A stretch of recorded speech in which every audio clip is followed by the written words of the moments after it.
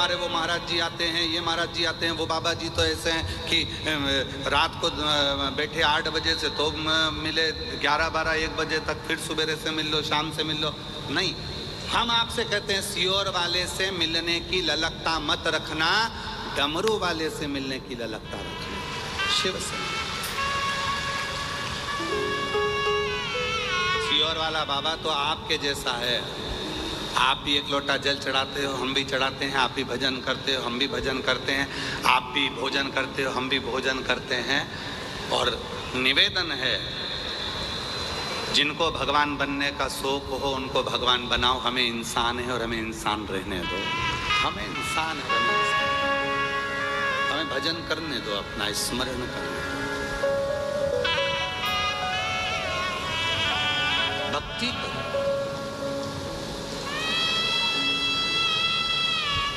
स्मरण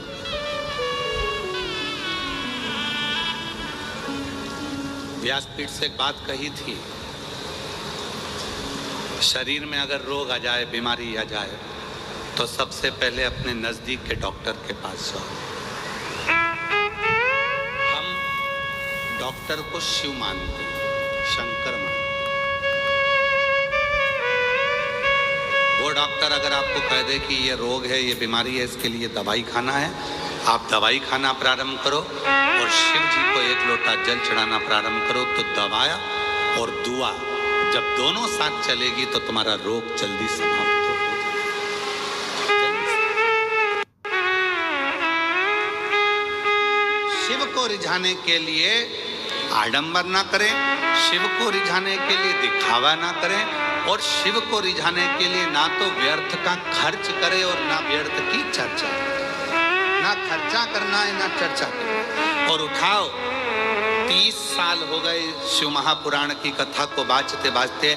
इन 30 साल के अंदर इस व्यासपीठ से कभी तुमसे कहा हो कि बाजार से ये सामान खरीद के लाना और शिव जी को ये चढ़ाना, तो आज तक इस व्यासपीठ ने कभी नहीं कहा कि इतना रुपया खर्च करना तब तुम शिव की पूजन करना।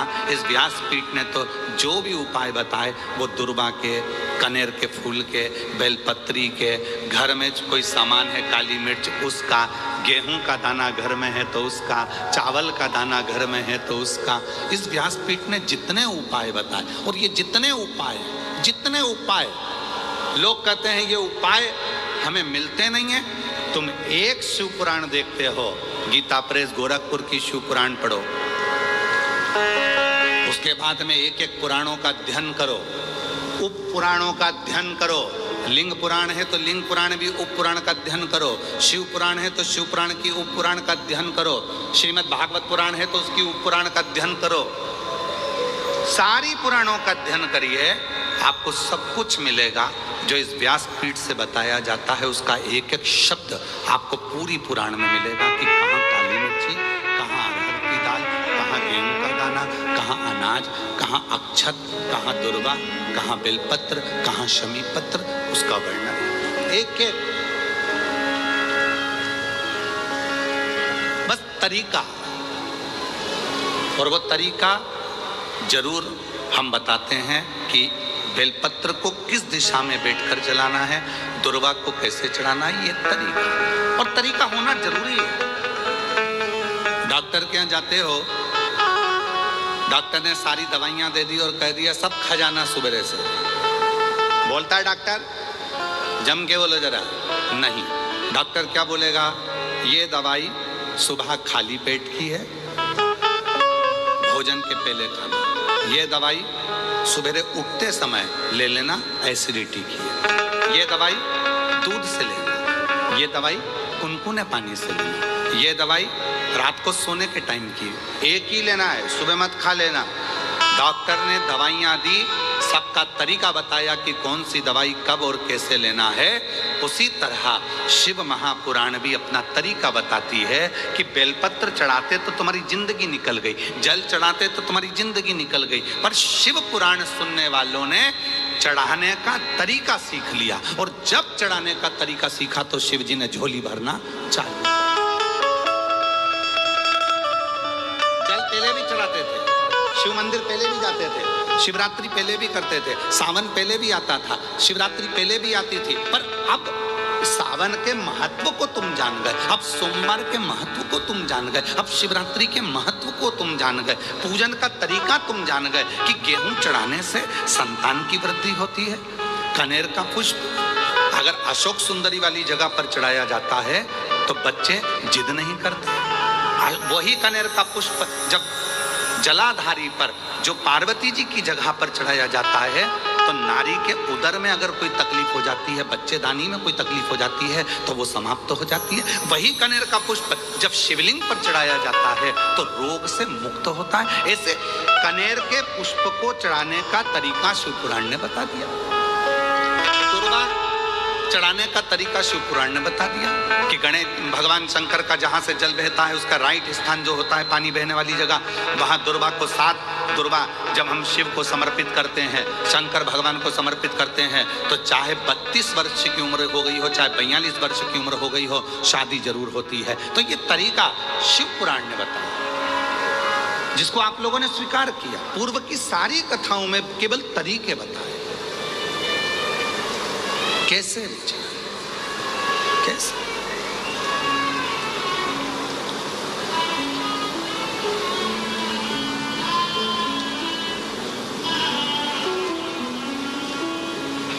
बस वही तरीका आप और हमने सीखा, वही तरीका। आज जो इलाकों की भीड़ रात को 11 बजे से लेकर 10 बजे रात्रि से जो भीड़ बढ़ना प्रारंभ हुई है, तो बता रहे हैं कि पूरे रोडों पर छाता लगा लगा कर भक्त बैठे हुए,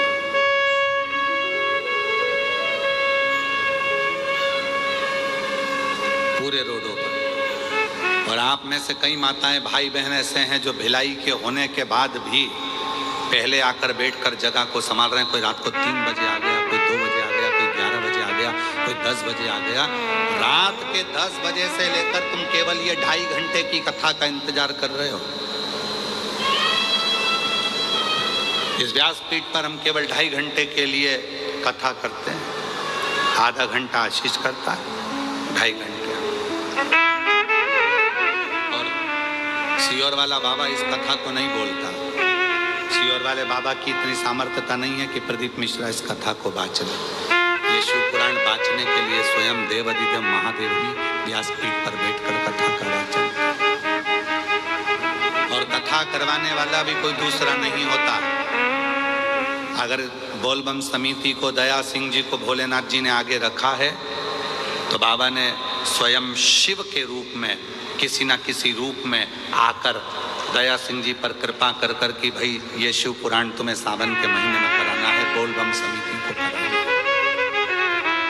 ये शिव की कृपा से शिव किसी रूप में आकर इनके ऊपर करुणा कर देते हैं और कहते हैं कि ये कथा करा।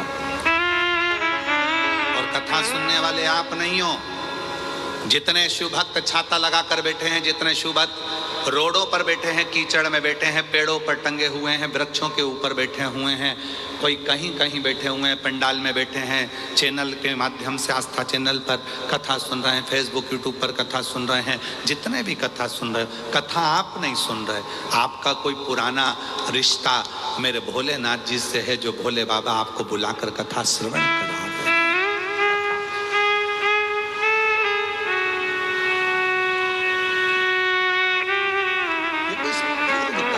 आज का नहीं, कोई पिछले जन्म मुझे बाबा तेरा साथ मिला, कोई पिछले जन्म मुझे बाबा तेरा साथ मिला। जब सारी दुनिया झुकती है, जब सारी दुनिया झुकती है, मुझे वाली दरबार मिला, दरबार मिला। कोई पिछले जन्म के अर्श करम, मुझे बाबा तेरा साथ का सुख होगा। एक कथा कह दें, अगर आप लोग श्रवण करेंगे और अपने जीवन में उतारे तो एक बड़ी सुंदर कथा। लोग कहते हैं सीहोर वाला बाबा या ये बाबा या वो बाबा। बाबा नहीं, ये व्यासपीठ करती है, शिव करता है, इंसान नहीं। एक गांव में एक सेठ जी रहते थे, पन्नालाल सेठ। क्या नाम था? जम के बोलो। पन्नालाल सेठ। निकलते थे तो लोग उनको नमस्कार करते थे, प्रणाम करते थे। पन्नालाल सेठ जी प्रणाम, नमस्कार, नमन, नमस्ते, पूछते करते। कोई सलाम करता, कोई नमन करता, कोई नमस्कार करता, कोई प्रणाम करता। पन्नालाल सेठ मुंडी हिला देते, नीचे मुख कर कर बोलते मैं बोल दूंगा। फिर कोई मिला तो पन्नालाल सेठ से कहा प्रणाम, नमस्कार, सलाम। पन्नालाल सेठ बोलते धीरे से मैं बोल दूंगा। फिर किसी ने प्रणाम करा तो उन्होंने फिर कहा मैं बोल दूंगा। फिर किसी ने प्रणाम करा तो फिर कह दिया मैं बोल दूंगा, घर जाकर मैं बोल दूंगा। मुनीम एक दिन साथ चल रहा था और मुनीम ने कहा सेठ जी एक बात समझ में नहीं आती, कोई तुमको सलाम करता है, प्रणाम करता है, नमस्कार करता है और तुम सिर झुकाकर मुस्कुराकर धीरे से बोल देते हो मैं घर जाकर बोल दूंगा। तुम घर पर किसको बोलोगे? सेठ जी ने कहा चल मैं बताता हूं मैं किसको बोलूं। सेठ जी पन्नालाल जी गए, तिजोरी खोली और लक्ष्मी जी से कहा आज मैं रास्ते में से जा रहा था तो वो सलाम कह रहा था, वो प्रणाम कह रहा था, वो नमस्कार कह रहा था। मुनीम ने पूछा तुम घर पर आकर लक्ष्मी जी से पैसे से कहते हो कि वो तुम्हें प्रणाम कर रहा था? हाँ। मुनीम ने पूछा ये क्यों? पन्नालाल सेठ कहने लगे जब मैं गरीब था, जब मेरे पास कुछ नहीं था, कोई मुझे सलाम नहीं करता था, ये सब सलाम पैसे को करा जा रहा है, ये सारा प्रणाम कुर्सी को करा जा रहा है, ये सारा प्रणाम धन को करा जा रहा है, ये सारा प्रणाम लक्ष्मी को करा जा रहा है। लक्ष्मी नहीं होगी तो कोई प्रणाम नहीं करता, कोई सलाम नहीं करता, और लक्ष्मी है तो सब प्रणाम।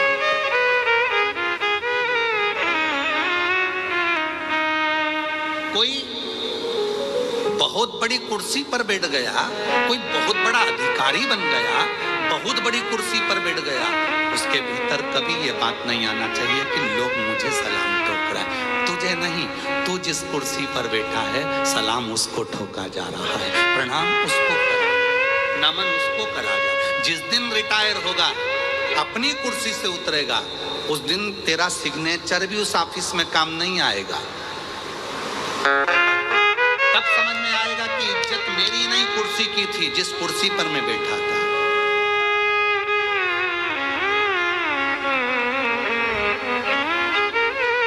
कुर्सी की इज्जत नहीं है, इज्जत तुम्हारी नहीं, इज्जत उस कुर्सी की है जिस कुर्सी पर तुम बैठे हो,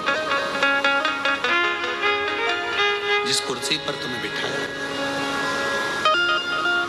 पन्नालाल सेठ कहते हैं मुनीम से जब मेरे पास धन नहीं था तो लोग मुझे पन्नू पन्नू कहते थे, हे पन्नू इधर आ, हे पन्नू उधर आ। और जैसे ही मेरे पास धन बढ़ा तो लोग सलाम भी ठोकते हैं, प्रणाम भी करते हैं, नमस्कार भी करते हैं। ये प्रणाम इसलिए पन्नालाल सेठ कहते हैं धीरे से सिर झुकाकर मैं घर जाके बोल दूंगा, मैं घर जाकर बोल दूंगा। मेरी जीजियों, बस ये स्वभाव तुम्हारे अंदर जिस दिन आ जाएगा, समझ लेना कि दुनिया के सबसे बड़े संत, साधु, सन्यासी, तपस्वी और एक श्रेष्ठ व्यक्ति आप बन गए कि लोग हमें नहीं, हमारे वैभव को, हमारी कुर्सी को, हमारे पद को, हमारी प्रतिष्ठा को, हमारे धन को, हमारी दौलत को नमन करते हैं।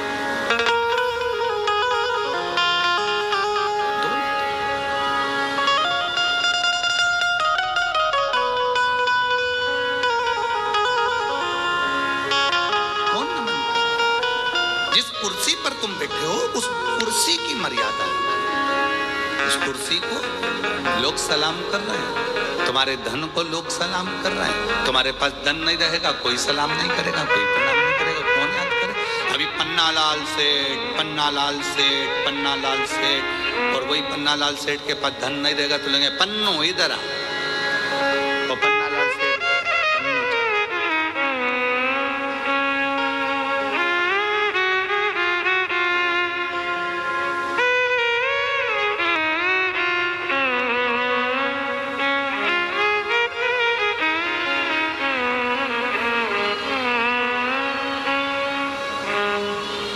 कभी कभी इस कथा को कहते कहते हमको एक गाने की एक लाइन याद आ जाती है, मत कर इतना गुरूर,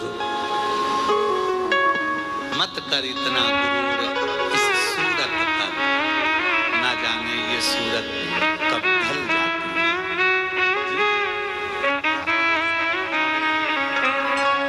पर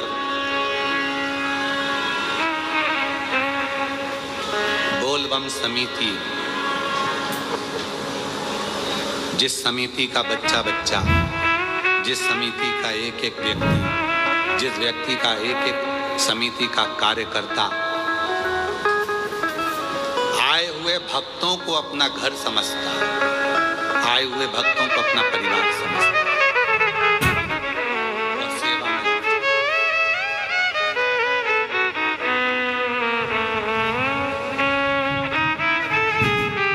जब कोई हमसे कहता है हम ऐसी कथा कराएंगे, ऐसी कथा कराएंगे कि लोग देखते रह जाएंगे। दया सिंह जी साधु था, आपके मुख से कभी ऐसी बात नहीं निकली, कभी भी जिंदगी। ये तीसरी कथा चल रही, पर आपने कभी नहीं कहा कि हम ऐसी कथा, कभी नहीं कहा। हम साधुता देते हैं इस चीज के लिए, और ये होना चाहिए। एक हमारे महाराष्ट्र के भगत हैं, वो एक हमारे हरियाणा वाले बिहान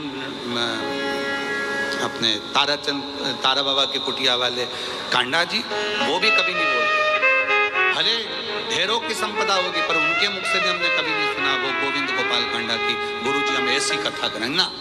वो एक ही बात बोलते हैं, जैसे आप बोलते हो ना गुरुजी जो महादेव चाहेगा ना सावन के महीने में वही होगा, क्योंकि महीना उनका है, कथा कराने वाले वो हैं और वही आयोजन कराएंगे। तो मैं नहीं हूँ, बस उसी तरह से वो हमारे हरियाणा वाले गोविंद जी कांडा, गोपाल जी कांडा, वो भी एक ही बात बोलते हैं, गुरुजी कथा तारा बाबा कराएंगे, कथा तारकेश्वर महादेव कराएंगे, कथा तारा बाबा कराएंगे।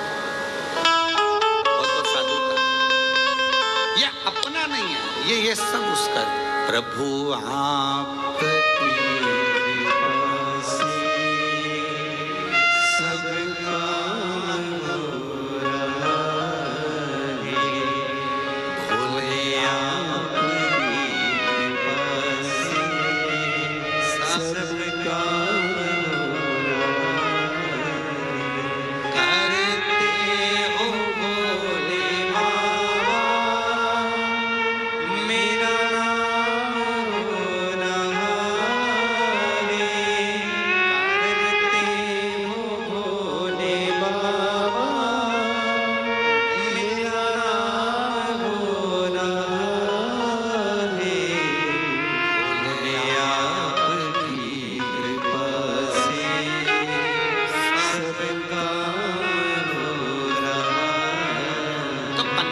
सेठ घर जाते समय लक्ष्मी से कहते हैं कि लोगों ने तुम्हें सलाम कहा है, लोगों ने तुम्हें प्रणाम कहा है, लोगों ने तुम्हें नमस्कार कहा है। मुनीम कहते हैं आप पैसे को जाकर के, हाँ क्योंकि सम्मान इसका हो रहा है।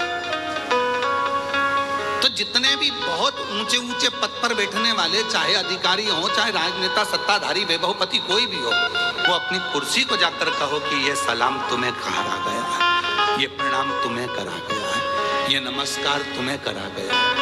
जिस कुर्सी पर मैं बैठा हूँ, जिस पद पर मैं बैठा हूँ, ये प्रणाम उसका है। कोई दूसरा बैठेगा तो उसका प्रणाम होगा, कोई तीसरा बैठेगा उसका प्रणाम होगा, कोई चौथा। और निवेदन है, बस यही बात हमने कथा की अपने अंदर उतार कर रखी है कि कोई हमें अगर नमस्कार भी करता, पहले तो हम उससे पाँव भी नहीं छुआते। हम हमारे, क्योंकि तुम सब मेरी बहनें हो, अब अब हमारी बहन होने के बाद, हमारी बहनी होने के बाद में, आप हमारी बहन होने के बाद में हमारे चरण छू अपने भाई के, ये हमें ठीक नहीं लगता। इसलिए मेरी जीजियों, और पुरुष, ये जितने भी पुरुष बेटे हैं सब मेरे जीजा हैं। मेरा फर्ज बनता है कि मैं तुम्हें प्रणाम करूं, क्योंकि हमने कन्यादान करा है, तुम्हारा पांव पूजा है तो सिर और पांव दोनों पूज सकते हैं। हम तुमको नमस्कार। मेरी बहनें मुझे चरण ना छुए, मेरे जीजा मेरे चरण ना छुए, कोई चरण ना छुए, क्योंकि तुम मेरी बेटियां, मेरी बहनें, मेरी जीजियां, मेरी माँ हो। और हम आपसे चरण छुआएंगे तो हम तो नरक में चले जाएंगे। आप अपने भाई को नरक जाता देखोगे क्या? तो आज से नियम ले लो कि सीहोर वाले बाबा के कभी चरण नहीं छूएंगे। दूर से प्रणाम करो, नमस्कार करो। बहन भाई हैं, आपस में आप आए, मिले, श्री शिवाय नमस्तुभ्यम हो, हम आपके हाथ जोड़े, नमन करें, प्रणाम करें, पर चरण नहीं छूए। बहन हो आप,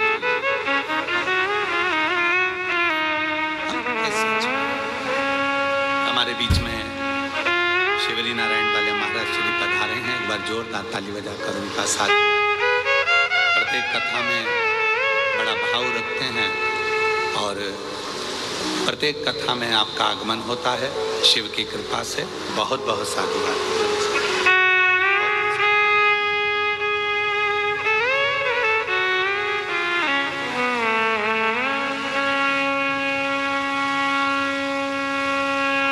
प्रणाम करो मेरे शिव को, प्रणाम करो मेरे भोलेनाथ को, और प्रणाम करो अपने घर के बुजुर्गों को, प्रणाम करो अपने पति को, प्रणाम करो अपने घर के वृद्धों को। उनको चरण छुओगे, अपने माँ बाप के चरण छुओगे तो सुख आनंद।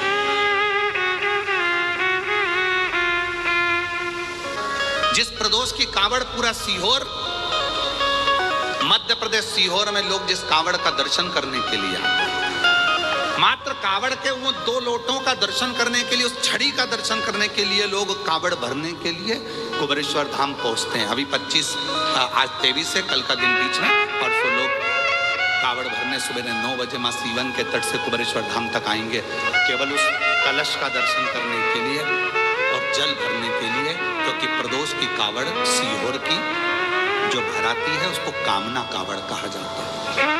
भगवान उसकी कामना को पूर्ण करते हैं। इसलिए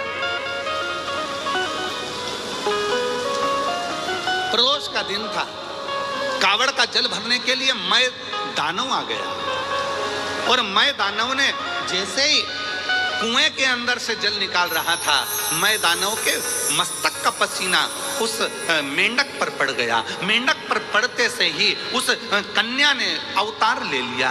कन्या ने अवतार लिया, वो रोने लगी, तो मैं दानव के कोई बच्चे नहीं थे, उसने उस कन्या को निकाल लिया, अपनी बेटी के रूप में रखा, और उसका नाम मंदोदरी हो गया, जिसका विवाह लंकापति रावण से हुआ। उसका नाम मंदोदरी हो गया। वो मंदोदरी, मैं दानव की पुत्री उस मंदोदरी, आप देखो पूरे चरित्र को उठाकर देखिएगा, पूरी रामचरितमानस को उठाकर देखिएगा, पूरी रामचरितमानस को उठाकर देखिए। मंदोदरी हमेशा अपने पति को समझाती रही, हमेशा हमेशा अपने पति को ज्ञान देती रही, लंकापति रावण को समझाती रही, मंदोदरी उपदेश देती रही, समझाती रही। पूरी रामायण को उठाकर देखिए, रावण को हर पल समझाती थी मंदोदरी, क्योंकि मंदोदरी को मालूम है मैं कौन हूं।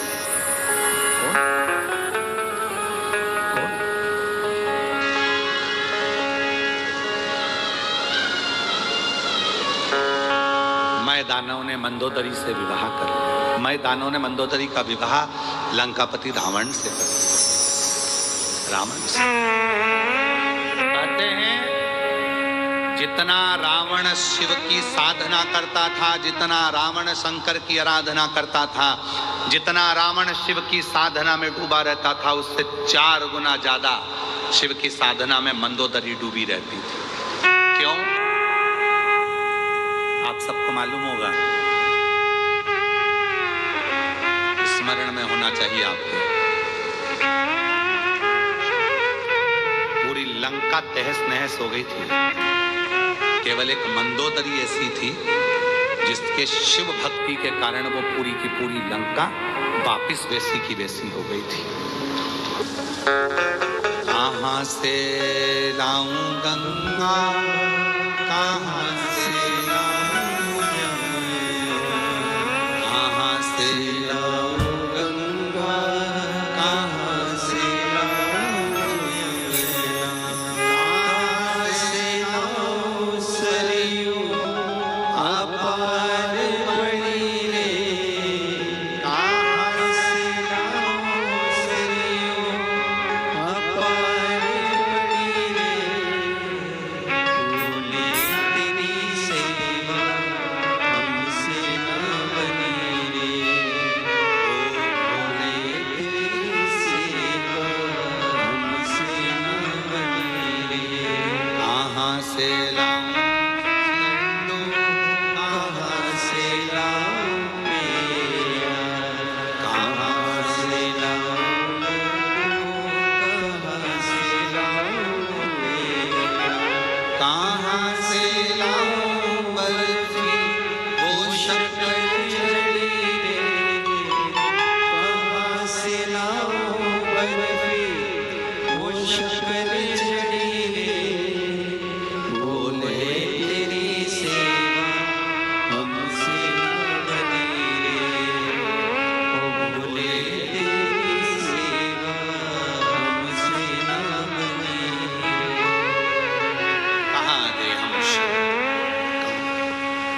इसीलिए शिव महापुराण की कथा कहती है आशीर्वाद दो तरह का होता है। बोलो कितनी तरह का? जम के बोलो जरा। दो तरह। आप लोगों ने आशीर्वाद लिया किसी का? अरे बोलो तो जम के। आशीर्वाद दो तरह का होता है। कौन कौन सा होता है? अब लोग कहेंगे गुरुजी आशीर्वाद भी तो होता है। बिल्कुल होता है।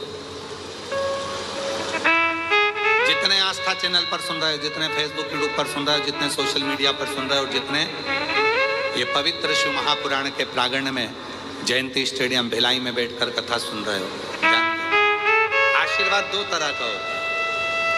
एक आशीर्वाद चरण छूकर लिया जाता है। क्या छूकर लिया जाता है? चरण छू। एक आशीर्वाद चरण छूकर लिया जाता है और दूसरा आशीर्वाद दिल छूकर लिया जाता है, किसी के मन को छू। मन कब छुएगा? चरण छूना सरल है और चरण छूकर आशीर्वाद लेना सरल है, पर दिल छूकर कोई की तुमने हेल्प कर दी, किसी को कोई सहयोग कर दिया, किसी का कोई कष्ट मिटा दिया, किसी को कोई तकलीफ थी, तुमने उसका साथ दे दिया। जो आशीर्वाद मन से मिलेगा वो तुम्हारी पूरी जिंदगी को तार देगा, पूरे जीवन को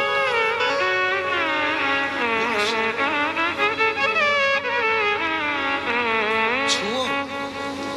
कभी अपने हृदय को छुओ। माता पिता के चरण छूने से ज्यादा जरूरी है माता पिता के हृदय को छूना, उनके दिल की बात को जानना। माँ दवाई के लिए तरस रही है, पापा कह रहे हैं कि मुझे ये चाहिए, और तुम चरण छूकर आशीर्वाद तो ले रहे हो पर दिल नहीं छू पा रहे। एक भाई आस लेकर खड़ा हुआ है, वो तुम्हारे चरण छू रहा है, तुम आशीर्वाद भी दे रहे हो, पर उस भाई ने मन में सोचा है कि आज मेरा बड़ा भैया, उसके पास बहुत कुछ है तो मुझे थोड़ी सी हेल्प कर देगा। उसका हमने परसों की कथा में कहा था, अगर घर में बेटी नहीं है और कन्यादान करना चाहते हो तो अपने आसपास में कोई बेटी हो तो उसको शिक्षा अध्ययन कराओ, उसको पढ़ाओ, कन्यादान का फल मिले।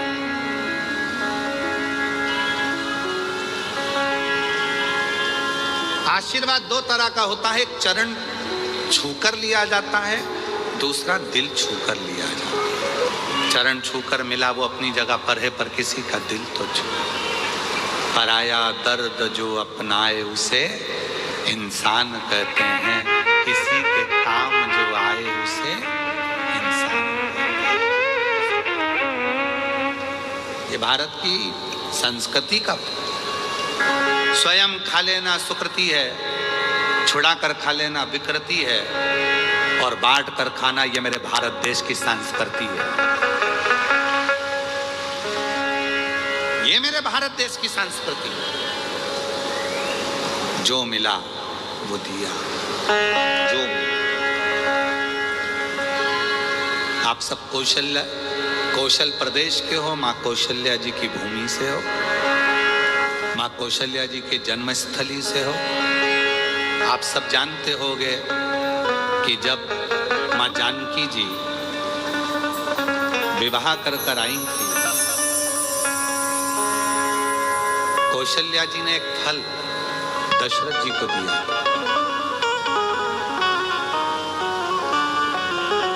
दशरथ जी ने वो फल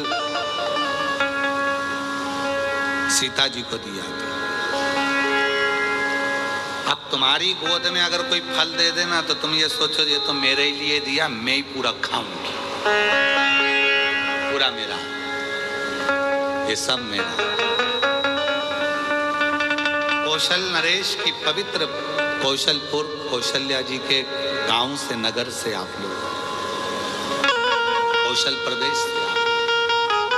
कौशल्या जी ने फल दिया दशरथ जी को, दशरथ जी ने वो फल सीता जी की गोद में डाल दिया, और दशरथ जी ने कहा, सीता जानकी हमारे घर की मर्यादाओं को दर्शाना, बहू के श्रेष्ठ कर्म को दर्शाना। फल लिया मां जानकी जी ने, गई, घर में जितने सदस्य थे उतने उस फल के टुकड़े करे दशरथ जी के हाथ में लाकर दे दिया। दशरथ जी ने पूछा, क्या है ये फल जो आपने दिया था? फल? दशरथ जी ने आशीर्वाद दिया, बहू आज मुझे अच्छा लगा। इसी को भारत देश की संस्कृति कहते हैं, जो बांट कर खाना। जो फल तुमको दिया था वो फल तुमने बांट कर सबको देने का प्रयास करा, ये श्रेष्ठ है।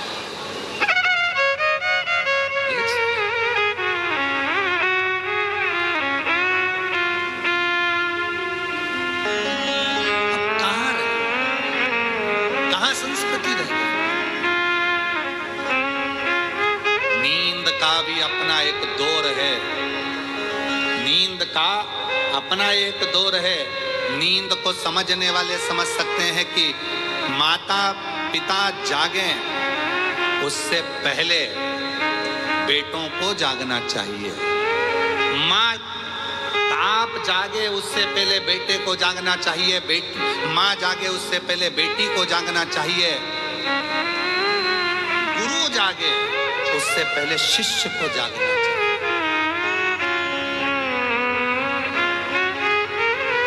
हमारे कई सारे शिष्य ऐसे भी हैं, गुरुजी तो सवेरे उठ जाते हैं, शिष्य आराम से उठते हैं। क्या?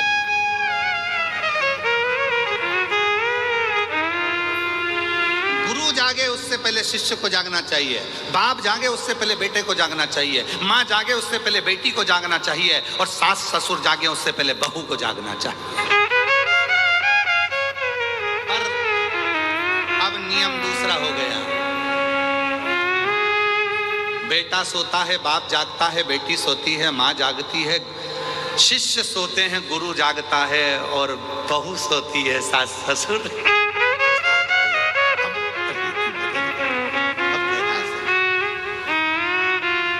पर निवेदन है, ठीक है आप कब जाग रहे हो उससे मतलब नहीं, पर अपने भीतर से रोज जागो।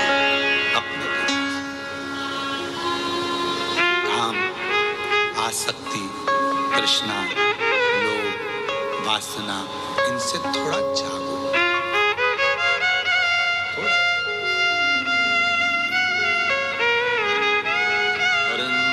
नहीं चाहिए दिल दुखाना किसी का, नहीं चाहिए दिल दुखाना किसी का। सदा ना रहा सदा ना रहा जमाना किसी का, नहीं चाहिए दिल दुखाना किसी का, नहीं चाहिए दिल दुखाना किसी का। सदा ना रहा सदा ना रहेगा जमाना किसी का, नहीं चाहिए दिल दुखाना किसी का, नहीं चाहिए दिल दुखाना किसी का। अच्छी कुर्सी मिले उसका सदुपयोग करो, अच्छा पद मिले उसका सदुपयोग करो, अच्छी प्रतिष्ठा मिले उसका सदुपयोग करो, अच्छा वैभव मिले उसका सदुपयोग करो, अच्छा धन मिले उसका सदुपयोग करो। एक दिन कुर्सी, पद, प्रतिष्ठा, यश, धन, वैभव एक दिन ऐसा आता है कि फिर उससे उतरना जाना पड़ता है, फिर उस क्रम में आना पड़ता है। उसका प्रयोग कर लो, सही प्रयोग, सही समय। अभी अपने सिग्नेचर से काम हो रहा है तो सिग्नेचर का सदुपयोग करो। किसी गरीबड़े का, किसी अनाथ का, किसी को शिक्षा की, किसी को चिकित्सा की जरूरत है, किसी को आपके एक सिग्नेचर की जरूरत है जिससे उसकी जिंदगी बच सकती है। प्रयोग करो। एक समय ऐसा आएगा वो सिग्नेचर तुम्हारे ऑफिस में तुम्हारा ही नहीं चल पाएगा। सदुपयोग करो उसका। एक समय ऐसा आएगा कि तुम्हारे घर में तुम्हारा ही पैसा तुम खुद खर्च नहीं कर पाओगे। हॉस्पिटल में पड़े होगे और दूसरे निर्णय ले रहे होंगे इनको वेंटिलेटर पे कितने दिन रखना है, रखें कि नहीं रखें। ज्यादा वेंटिलेटर पर रखेंगे तो ज्यादा हॉस्पिटल का खर्चा बढ़ जाएगा। जिसने कमाया उसी का पैसा उसमें नहीं लगा पाओगे, वो खुद नहीं लगा पाएगा। इसलिए अपने धन का भी सदुपयोग खुद करो और तुम्हारे शरीर का भी सदुपयोग खुद करो। रोज प्रतिदिन अपने शरीर का भी सदुपयोग करो, योगा करो, प्राणायाम करो प्रतिदिन। ये शरीर बड़ी मुश्किल से मिला है, ये ऐसे ही नहीं कमाना। और उसके साथ में थोड़ा बन सकता है तो परमार्थ का काम करो। अपने को भगवान ने अच्छी शिक्षा दी है, 4-5 बच्चों को इकट्ठा करो अपने मोहल्ले के, उन बच्चों को शिक्षा अध्ययन कराओ, पढ़ाना सिखाओ। किसी को चिकित्सा की जरूरत है, कोई ले जाने वाला हॉस्पिटल नहीं है, हाथ पकड़कर उसको हॉस्पिटल लेकर जाओ। और फिर निवेदन करेंगे, तुम्हारा बुखार आएगा तो कोई भी हाथ पकड़ लेगा, चक्कर आएगा तो कोई भी हाथ पकड़ लेगा, पर जब समय का बुरा चक्कर आता है तो कोई हाथ पकड़ने वाला नहीं मिलता है। इसलिए उसका सदुपयोग करो, समय का सदुपयोग करो, शरीर का सदुपयोग करो, वैभव का सदुपयोग करो, धन का सदुपयोग करो। पर कई लोग तो ऐसे हैं कि अपने भूमि का भी सदुपयोग नहीं कर पाते। कई लोग कथा सुनने वाले अगर किसी की दुकान के सामने जाकर बैठ जाएं, किसी के होटले पर जाकर बैठ जाएं, कोई कथा सुनने वाला किसी के होटले पर जाकर बैठ जाए तो लोग नाराज हो जाते हैं, मेरे होटले पर बैठा है, दूसरे दिन वो लाएगा पानी डाल देगा, यहाँ कोई बैठेगा ही नहीं। होटले पर नहीं बैठने देते तो विचार करिएगा, जो होटले पर बैठने नहीं दिए हैं वही एक दिन मर के भूत प्रेत बन जाते हैं और उनका फिर होटला बन जाता है। महाराज जी कहते थे इनका होटला बना दो, बड़े प्रेत है, जीवात्माएं घूम रही है, क्योंकि किसी को बैठने नहीं दी, कभी किसी को पानी नहीं दिया, कभी किसी को भोजन नहीं दिया, उसका होटला बन गया। तुम जाना रोड के किनारे पे बहुत सारे होटले बने दिखेंगे जिसपे होटलों पर लोग धूप बत्ती लगा रहे होंगे। होटले इन्होंने कभी जिंदगी में किसी को बैठने नहीं दिया तो इनका होटला बन गया।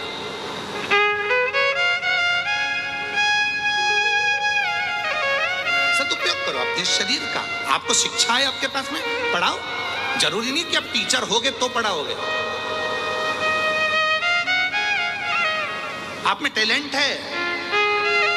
पृथ्वी पर जन्म लेने वाला एक एक बच्चा, कई बच्चे कहते थे, कई माँ बाप कहते थे मेरे बच्चे में तो अकल नहीं है, कई कहते थे मेरे इसमें अकल नहीं है। कौन ने कहा अकल नहीं है? ये पृथ्वी किसकी है? ब्रह्मलोक ब्रह्मा जी का, वैकुंठ लोक भगवान विष्णु का। पृथ्वी किसकी है? मृत्यु लोक किसका है? जम के बोलो। देव अधिदेव महादेव का। ब्रह्मलोक ब्रह्मा जी का, वैकुंठ लोक भगवान विष्णु का, मृत्यु लोक मेरे शंकर भगवान का है। और ये मृत्यु लोक भगवान शिव का घर है। अब हम आपसे पूछते हैं, उत्तर दीजिएगा। आप में से कितने लोग हैं जो पूरे घर का कचरा अपने कमरे में रखते हैं? उत्तर दो। है कोई? पूरे घर का कचरा जो अपने कमरे में रखता है, पूरे घर का टाला कबाड़ा जो अपने घर में कमरे में रखता है। कमरे में तुम अच्छी क्वालिटी चीज रखते हो, अच्छी सीनरी, अच्छा गुलदस्ता, अच्छा बेडरूम, अच्छी बेडशीट, अच्छा सामान, अच्छा पंखा, सब तुम अपने कमरे में रखते हो। तो ये पूरा जो कमरा है, ये पूरी पृथ्वी है, ये मेरे भोलेनाथ का घर है। जब शंकर जी का घर है तो शंकर जी कचरे को अपने यहाँ रखेंगे क्या? पृथ्वी पर जो भी जन्म लेता है सब टैलेंटवान होते हैं, क्योंकि शिव के घर में रहता है। बस अपने भीतर के उस टैलेंट को निखारो। जो लड़का कहता है, लड़कियां कहती है, हम कभी नीट क्लियर कर सकते हैं, हम सीए बन सकते, क्यों नहीं? किसने कहा नहीं बन सकते? हमसे लोग कहते हैं कि तुम्हारी बुद्धि नहीं है। अरे बहुत है, जितनी है उतनी कम नहीं है। पढ़ो, रात दिन एक करो, खूब पढ़ाई करो, खूब पढ़ाई करो, कौन मना कर? मिलेगा। और नहीं चाहिए किसी का सदा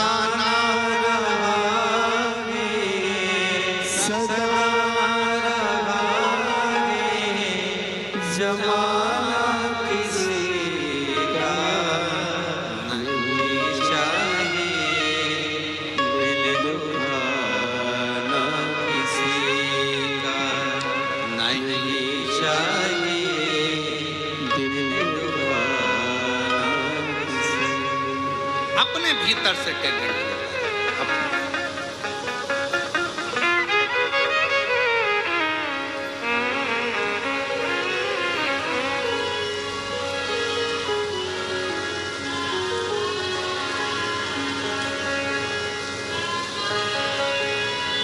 किसी ने बहुत अच्छी बात कही है।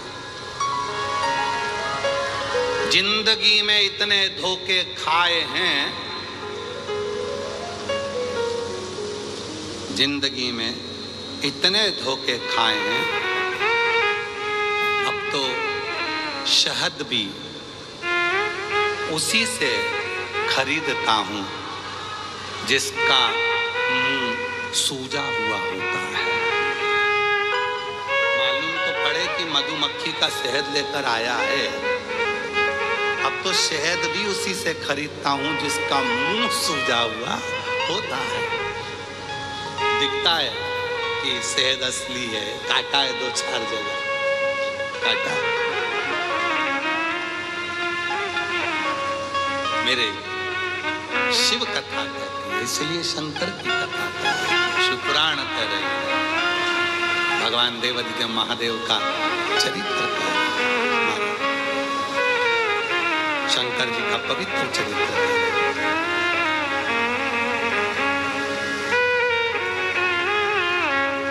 शिव की साधना करें।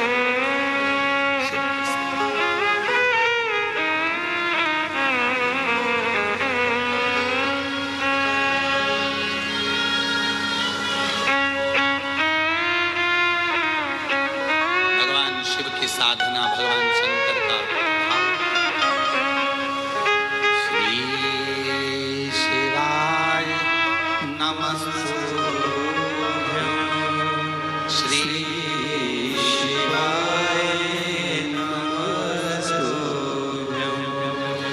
श्री शिवाय नमस्तुभ्यं, श्री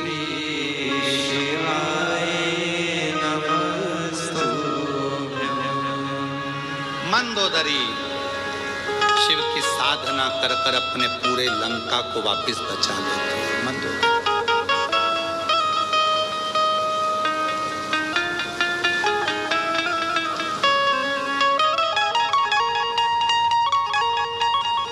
शिव साधना से एक स्त्री, एक नारी, एक बेटी, एक बहन, एक माँ अपने पूरे घर को बचा,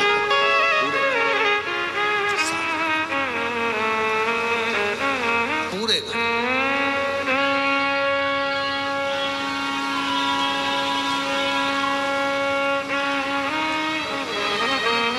कई जेंट्स लोग कह देते हैं हम दिन भर दुकान पर बैठे रहते हैं, दिन भर काम करते हैं, ऑफिस में रहते हैं, दिन भर नौकरी करते हैं, घर पर आते हैं पत्नी पर चिड़चिड़ करते हैं।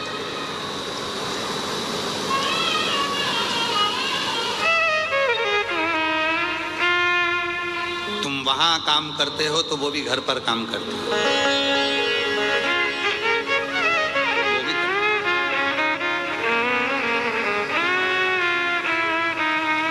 ये विचार नहीं आना चाहिए कि केवल मैं कर रहा हूं और तुम बैठी हो ना। गाड़ी के दो चक्के हैं और दोनों चक्के पर गाड़ी चलती है, दोनों चक्के। कभी ये विचार अपने भीतर मत लाओ अहमता का, मैं कर रहा हूं, मैं करा रहा हूं। एक ऋषि हैं जिनके नाम से शिव जी का एक नाम है कफलेश्वर महादेव। ऋषि का नाम है कफलक ऋषि। बाबा जी, ऋषि का नाम कफलक ऋषि। उत्तराखंड की भूमि पर कफलक ऋषि तप करते थे। उनकी 3 धर्म पत्नियां थी। लोग कहते हैं 3 पत्नी का भाव बताया, पर ये 3 पत्नियों का भाव था श्रद्धा, विश्वास और समर्पण। लोग कहते हैं पत्नी थी, पर शास्त्र कहता है पत्नी नहीं, श्रद्धा थी, विश्वास था और समर्पण था। ये पत्नियां नहीं, समर्पण।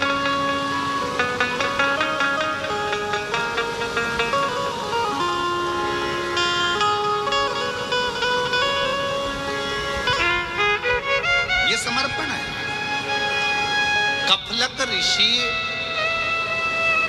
श्रद्धा को धारण कर विश्वास को धारण कर समर्पण को धारण कर उत्तराखंड की भूमि पर चले गए। एक गुफा के अंदर तप करने लगे। उनके तप करने का कारण केवल इतना था कि शिव जी से उनको 3 प्रश्न करना था, केवल 3 प्रश्न भोलेनाथ जी से, और कुछ नहीं। कोई चाह नहीं है मांगने की, कोई चाह नहीं है कुछ पाने की, केवल प्रश्न करना है। कफलक ऋषि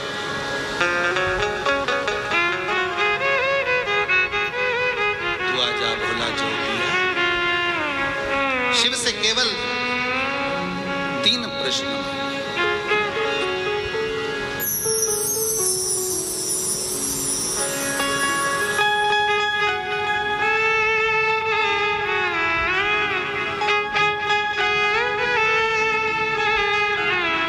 शिव को पुकारने के लिए, शंकर को पाने के लिए शिव जी से केवल 3 प्रश्न,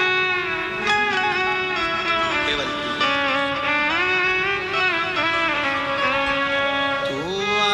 भोला जोगिया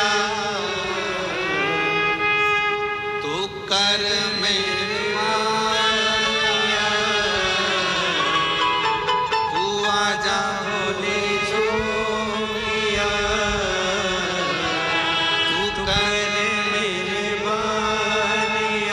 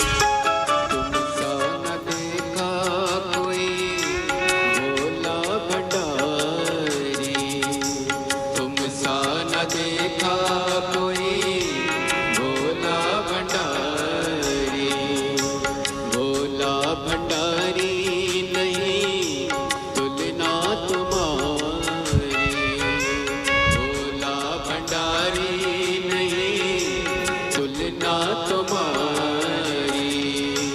भक्तों ने ये विचार के कहा ये पुकार के, भक्तों ने ये विचार के कहा ये पुकार के, खड़े हैं हाथ जोड़ के बोले जी तेरे नाल वे, खड़े हैं हाथ जोड़ के बोले जी तेरे नाल वे।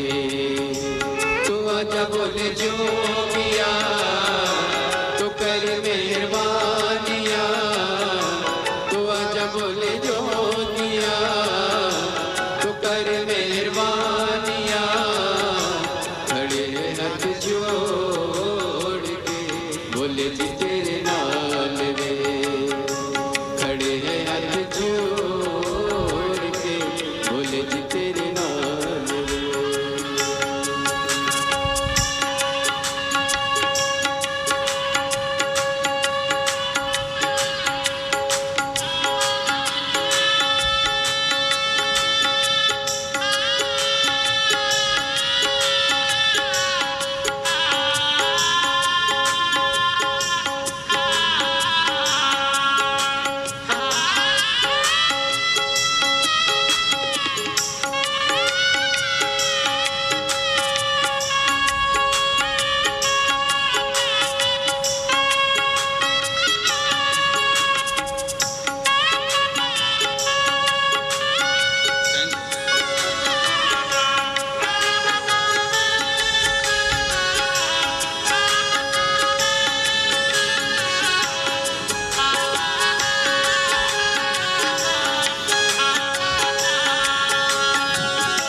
चंदा सजा है भोले मस्तक पे तेरे, चंदा सजा है भोले मस्तक पे तेरे, दुखड़े मिठाई भोले नाम से तेरे, दुखड़े मिठाई भोले नाम से तेरे, दीवाने भोलेनाथ के कुबेश्वर धाम के, दीवाने भोलेनाथ के कुबेश्वर धाम के, खड़े हैं हाथ जोड़ के बोले जी तेरे नाल वे, खड़े हैं हाथ जोड़ के बोले जी तेरे नाल वे।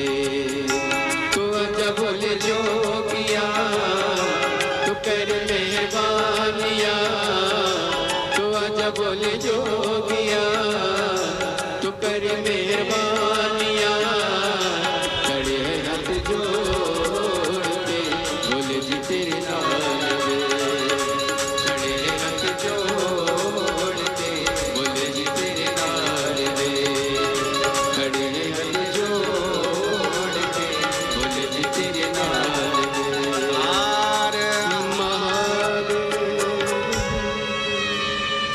अपने स्थान पर बैठकर बाबा देव अधिदेव महादेव को अपने मन का भाव कहिए, प्रार्थना करिए, निवेदन करिए, विनय करिए, बाबा को अपने मन का भाव कहिए हृदय से। आज कथा का विराम दिवस है। जो कथा 17 अगस्त से 23 अगस्त तक चल रही थी, आज वो विराम हो जाएगी। भाव से 23 अगस्त को ये कथा विराम होगी। 25 अगस्त को सीहोर कुबेरेश्वर धाम की सुबह 9 बजे कावड़ यात्रा माँ सीवन के तट से 11 किलोमीटर जाएगी। प्रदोष की कावड़ है, कामना कावड़ है। सब सीहोर के आसपास क्षेत्रवासी अवश्य दर्शन करें और अपने जीवन को आनंदित करें। 28 अगस्त को रक्षाबंधन का त्यौहार सभी बहनों को सीहोर वाले भाई की ओर से बहुत बहुत बधाई हो। आपके जीवन में हमेशा खुशियाँ भरें। 11 सितंबर से 17 सितंबर तक 11 सितंबर से 17 सितंबर तक ऊंचाहार रायबरेली उत्तर प्रदेश में शिव महापुराण की कथा 1 बजे से 4 बजे तक रहेगी, जिसको आप और हम सब श्रवण करेंगे और अपने जीवन को धन्य बनाएंगे। पंडित श्री राघव जी मिश्रा जी के मुखाग्रविंद से सोनकच्छ मध्य प्रदेश में अनाज मंडी में 1 सितंबर से 5 सितंबर 5 दिवसीय शिव पुराण 1 बजे से 4 बजे तक रहेगी। भाव से बाबा को अपने मन की बात कहो। आज कथा का विराम दिवस है, दिल से प्रार्थना करो।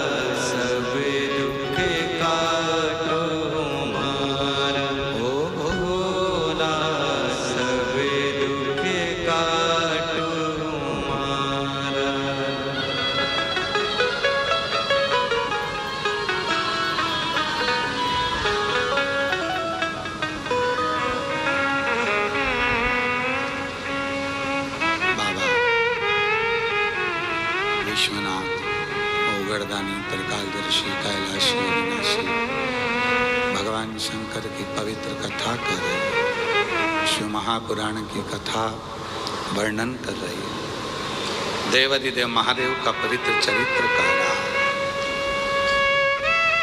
शिव पुराण कर रही है।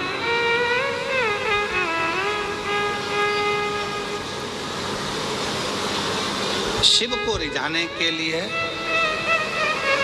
कोई कर्जा, कोई व्यर्थ की चर्चा नहीं। एक ऋषि का वर्णन किया, सुंदर कफलक ऋषि। बाबा का उत्तराखंड की भूमि पर बैठकर, एक कंदरा में बैठकर तप कर, और तप करते प्राप्त करना है शिव को। शिव से कुछ प्रश्न है, केवल वही करना है और कुछ नहीं करना। मुझे कुछ चाहिए भी नहीं, कुछ नहीं चाहिए, केवल शिव से प्रश्न करना और कुछ। और जीवन में बहुत सुंदर प्रसंग है महाराज, अगर मौका लगे अपने जीवन काल में, अगर जब मौका लगे और कभी ऐसा योग बन जाए कि विश्वनाथ भगवान शिव, ओघड़दानी, त्रिकालदर्शी, कैलाशी, अविनाशी भगवान शंकर तुम्हारे सामने आ जाए, तो उससे मांगना कुछ मत मांगना। बस इतना जरूर कहना कि आने में इतनी देर क्यों कर दी, क्यों इतनी देर?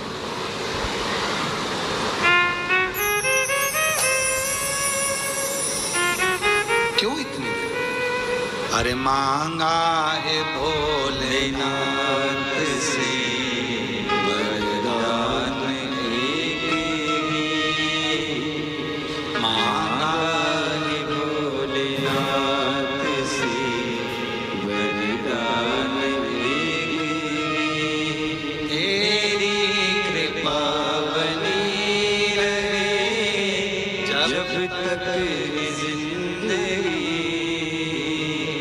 तेरी कृपा बनी रहे जब तक जिंदगी। मांगा है भोलेनाथ से वरदान एक ही, मांगा है भोलेनाथ से वरदान एक ही। उससे यही मांगना कि हमको कुछ चाहिए नहीं, पर इतना जरूर बताओ कि तुमने आने में देरी क्यों कर दी। आप आए नहीं और सुबह हो गई, मेरी पूजा की थाली धरी की धरी रह गई। क्यों नहीं आए, कारण क्या है, किस लिए नहीं आए। एक पत्र है, अच्छा है,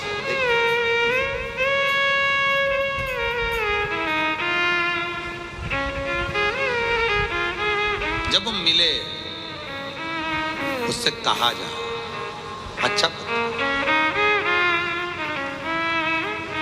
मेरा नाम बबीता साहू है। कहीं बैठी हो तो हाथ हिला सकती हैं। ग्राम केरा, जिला जांजगीर चांपा, छत्तीसगढ़ की रहने वाली हैं। कहीं बैठी हो तो हाथ हिला सकती हैं। मेरा नाम बबीता साहू है। ग्राम केरा, जिला जांजगीर चांपा, छत्तीसगढ़ की रहने वाली हूँ। गुरुजी, एक लोटे जल और पशुपति व्रत की महिमा का मैं क्या वर्णन करूं। मेरा पति 15 साल से शराब पी रहे थे। गुरुजी, हम लोग बहुत परेशान रहते थे। तब मेरी सहेली ने आपकी कथा और पशुपति व्रत के बारे में बताया। हमारे बीच में छत्तीसगढ़ शासन के माननीय यशस्वी मुख्यमंत्री जी सपत्नी आए हैं।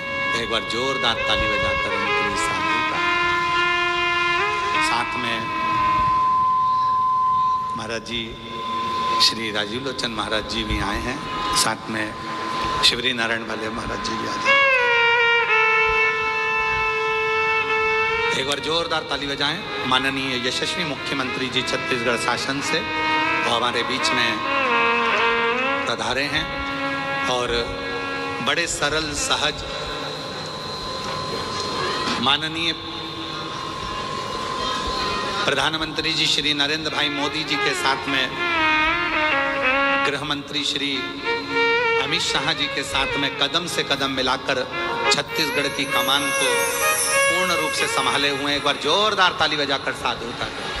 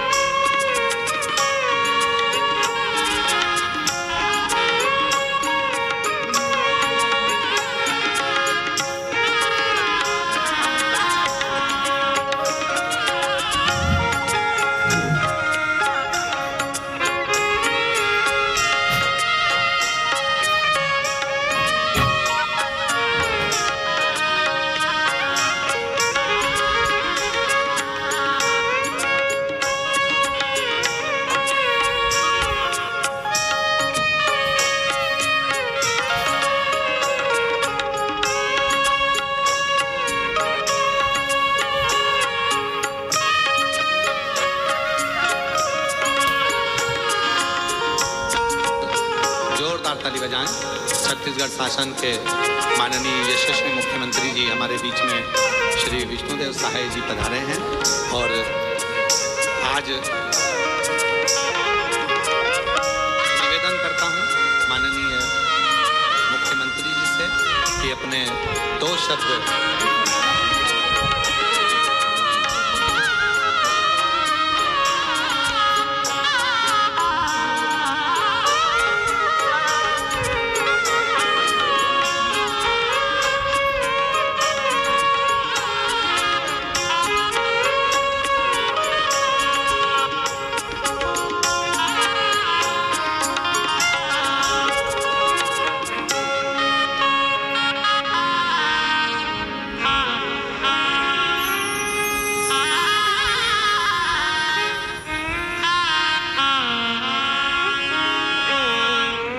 बोलिए भगवान भोलेनाथ की, भगवान भोलेनाथ की, माता पार्वती की, माता पार्वती की, हर